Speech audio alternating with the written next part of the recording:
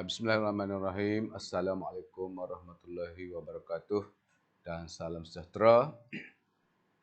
Alhamdulillah, pada hari ini kita dapat bersama-sama yang akan berkongsi tentang sebuah buku yang dipanggil The Kind Leader, A Practical Guide to Eliminating Fear, Creating Trust and Leading with Kindness. Dan sebelum itu, saya ingin memperkenalkan dulu diri saya. Saya Muhammad Razi bin Makno, Timbalan PPD Sektor Pengusaha Sekolah PPD Pasir Mas. Dan saya mula bertugas di PPD Pasir Mas pada tahun 2013. Sehinggalah sekarang. Jadi kita akan membicarakan tentang buku ini dalam bahasa Melayu yang dipanggil Pemimpin yang Baik. Panduan praktikal untuk menghilangkan ketakutan, mencipta kepercayaan dan memimpin dengan baik. Yang mana buku ini telah dikarangkan oleh Karen Ross yang merupakan pengasas dan juga Presiden The Love and Kindness Project Foundation. Okay.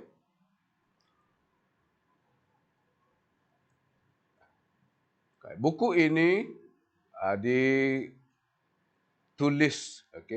untuk sebagai panduan untuk kita sebagai pemimpin menghilangkan ketakutan, mencipta kepercayaan dan memimpin dengan baik. Yang mana ia telah diterbitkan pada 10 September 2021 oleh Productivity Press. Buku ini mengandungi 206 muka surat yang dibahagikan kepada 8 bab utama. Dan penulis ini juga menyediakan kepada setiap pembaca untuk memikirkan semula idea tentang konsep kepimpinan, kebaikan dan kepimpinan yang baik hati. Ianya disyorkan kepada pemimpin untuk menambah baik dalam hubungan, meningkatkan perpaduan dan pembangunan sesebuah organisasi yang dipimpin. Pada peringkat awalnya, penulis mendefinisikan dan membezakan antara empati dan juga belas kasihan. Ianya memberi peluang kepada kita untuk berfikir sendiri apa tindakan dan peranan yang perlu diambil atau dimainkan oleh pemimpin dan juga sebagai pengikut. Kebaikan dan kepimpinan selalunya tidaklah sinonim. Kebanyakan sikap dan sifat pemimpin yang baik adalah autentik, berani, mencabar, berkarisma, tegas, memperkasa dan tidak takut berorientasikan matlamat. Sentiasa merendah diri, memberi aspirasi dan semangat serta teladan kepada semua subordinate dia. Namun, kebaikan bukanlah salah satu daripadanya. Dan inilah yang cuba dihuraikan oleh pengarang. Pengarang memberikan gambaran jelas dan membuatkan pembaca berfikir, adakah pemimpin yang baik hati itu adalah pemimpin yang lemah. Di dalam buku ini mengandungi 5 ciri utama sebagai seorang pemimpin yang baik. Yang pertama sekali ialah aktif memodelkan tingkah laku yang baik. Bermaksud pemimpin itu menjadikan beliau sebagai model tingkah laku. Yang kedua, sentiasa berfikir, bercakap dan bertindak secara lebih baik. Dan yang seterusnya, yang ketiga, sentiasa mengutamakan orang lain berbanding dengan diri sendiri. Dan yang seterusnya, yang keempat, sentiasa merenung secara mendalam apakah tindakan mereka ini tepat ataupun tidak, bersesuaian ataupun tidak. Yang akhir sekali, fokus kepada tindakan. Yang mana berbagai kaedah dan cara untuk melaksanakan tindakan tersebut.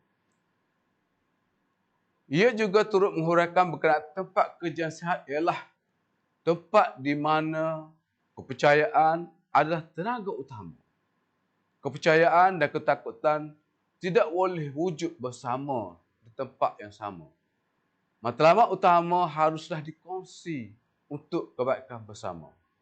Oleh itu, matlamat yang sama pentingnya dengan cara untuk pemimpin yang baik. Cara pemimpin adalah bagaimana mereka melakukan dan akan mempengaruhi mereka yang dipimpin. Daripada setiap lapisan pemimpin yang ada, apa yang dicontohi daripada seorang pemimpin adalah cara mereka berfikir, bercakap dan juga bertindak. Tidak nafikan ianya akan mempengaruhi orang yang dipimpin. Pemimpin yang berfikir, bercakap dan bertindak baik seolah-olah memberi mereka kebenaran untuk berfikir, bercakap dan bertindak dengan cara yang sama. Pengarang juga berharap melalui penulisannya akan melahirkan sehingga apabila seseorang diminta untuk menggambarkan sifat-sifat pemimpin yang baik, kebaikan akan menjadi perkataan pertama yang terlintas di fikiran mereka. Bagi pengarang, salah satu perkara terbaik tentang kepimpinan baik adalah apabila pemimpin bertindak balas dan memimpin dengan baik, hasilnya adalah lebih banyak kebaikan daripada pengikut mereka yang meniru tingkah laku ini dalam pelbagai situasi. Pengarang juga memberikan ingatan bahawa dalam kehidupan sebenar bukanlah semuanya indah. Akan ada situasi yang kita turut menjadi kurang baik. Ini semua berlaku kerana manusia adalah manusia. Ianya tetap manusia. Sebagai manusia, orang ramai mempunyai sikap berat sebelah dan negatif. Jadi sukar untuk kita terlibat dalam cara bertindak balas dan berinteraksi dengan orang lain yang tidak baik. Pengarang juga turut menjelaskan kepada pembaca beberapa kaedah. Yang pertama, jadilah positif. Yang mana sebagai pemimpin kita hendaklah sentiasa berfikiran positif dan sentiasa semak pemikiran kita. Sama ada ianya bersesuaian atau tidak, ianya ke arah lebih positif ataupun tidak. Dan yang kedua, berhenti dan sentiasa mendengar tanpa sebarang prejudis daripada orang bawahan kita. Mempunyai fikiran yang sentiasa terbuka. Yang mana kita sebolehnya mendengar apa jua permasalahan yang ditimbulkan oleh orang bawahan kita. Yang seterusnya, yang ketiga, kita mesti fokuskan kepada cara interaksi yang terbaik dalam melaksanakan tugasan.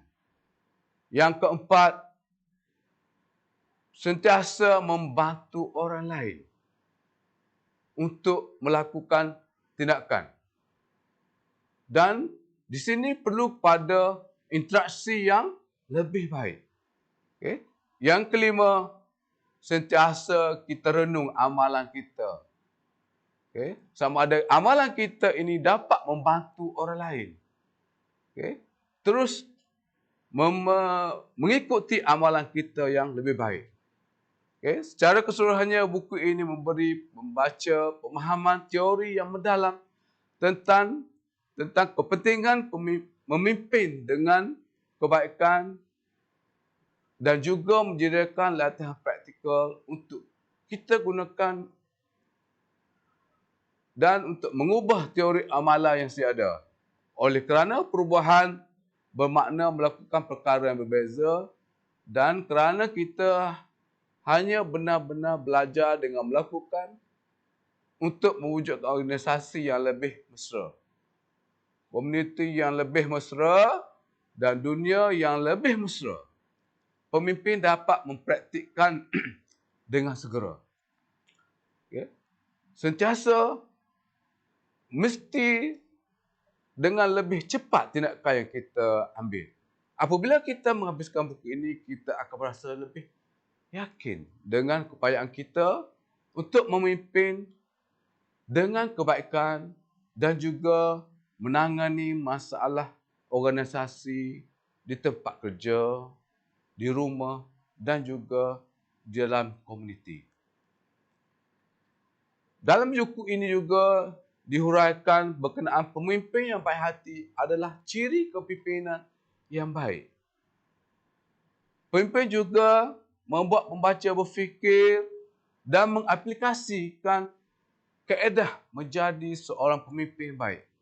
Ianya mengandungi latihan di akhir setiap bab bagi memberikan lebih kefahaman kepada pembaca.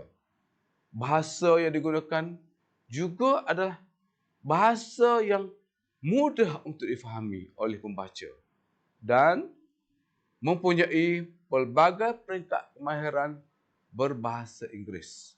Secara keseluruhannya, buku ini banyak kebaikan dan amat sesuai dijadikan sebagai panduan kepada semua peringkat kepimpinan. Implikasi yang diperolehi dari pembacaan buku ini adalah setiap pemimpin punya cara dan kaedah yang tersendiri dalam memimpin. Kepimpinan juga adalah salah satu dari kaedah dan inilah cuba dihuraikan oleh pengarang.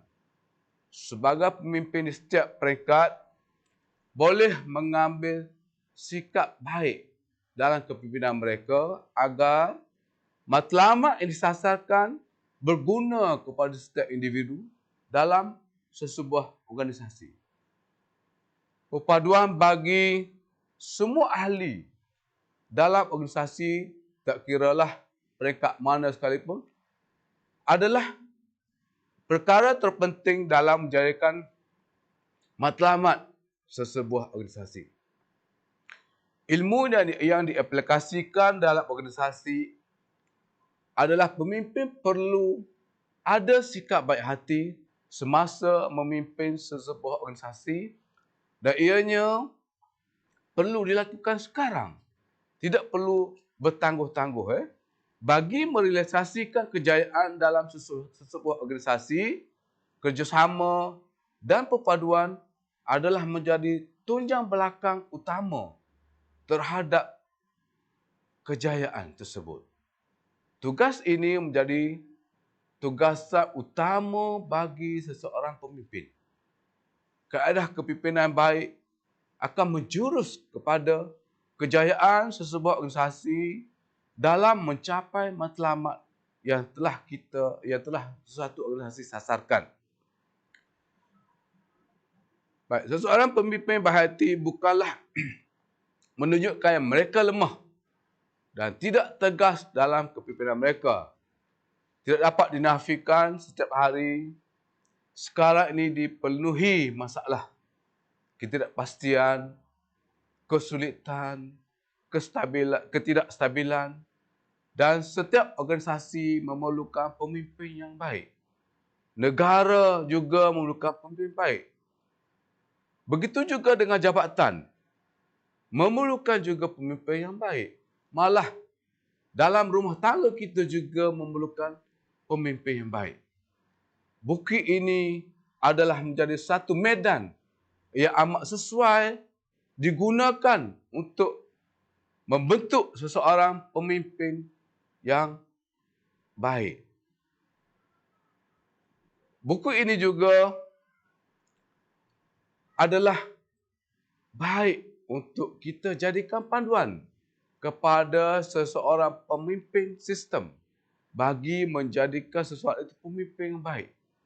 Saya percaya kepimpinan baik adalah penting kerana bahawa orang yang kita pimpin adalah cerminan diri kita sendiri. Memimpin dengan penuh kebaikan di tempat kerja akan bawa kita ke ruang pribadi kita sendiri, sentiasa kita praktikkan. Perbuatan kebaikan terus bertambah sehingga ia menjadi sebahagian daripada pemikiran dan tindakan seharian kita. Jadi di sini kepimpinan seorang pemimpin yang baik bukanlah satu kelemahan. Ia boleh dianggap sebagai pemimpin yang baik dan dapat menjamin kejayaan sesuatu organisasi. So, pada saya, buku ini amat berguna kepada saya sendiri dan juga pemimpin-pemimpin lain untuk kita aplikasikan di dalam memimpin satu-satu organisasi. So, saya dengan ini berharap agar kita sama-sama manfaatkan dan sama-sama membaca buku ini untuk kita aplikasikan di dalam kepimpinan kita di sesebuah organisasi. So, saya rasa sekadar itu dulu daripada saya sehingga kita berjumpa lagi di dalam siri-siri yang akan datang. Sekian. Assalamualaikum warahmatullahi wabarakatuh.